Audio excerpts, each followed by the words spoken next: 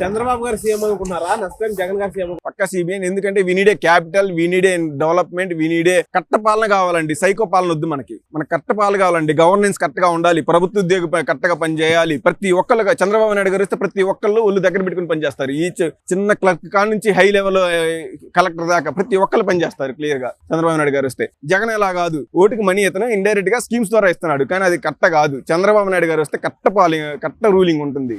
మేమైతే బాబు గారే కావాలనుకుంటామండి.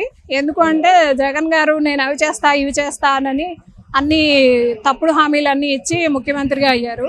కానీ బాబు గారు వస్తే ఈసారి మంచిగా ఇండస్ట్రీస్ అన్ని వచ్చి బాగా ఎంప్లాయ్మెంట్ వస్తుంది, అన్ని బాగా అభివృద్ధి చెందుతాయని మేము అనుకుంటున్నాం. కాబట్టి మేము బాబు గారే ముఖ్యమంత్రిగా రావాలని కోరుకుంటున్నాం. నా ఓటు ఎప్పుడు చంద్రబాబు నాయుడు గారికి. ఆయన వస్తేనే మళ్ళీ మా లాంటి జనరేషన్స్ కి ఇంకా నెక్స్ట్ అనేది ఫ్యూచర్ చాలా బాగుంటుందని నా ఫీలింగ్.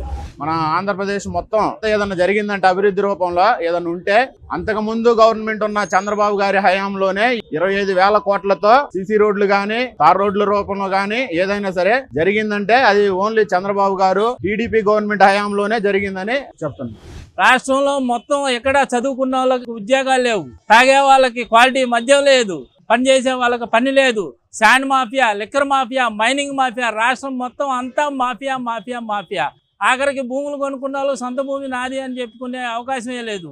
ఇలా ఉంది సార్. ఇవన్నీ మారాలంటే చంద్రబాబు నాయుడు గారు ముఖ్యమంత్రి కావాలి.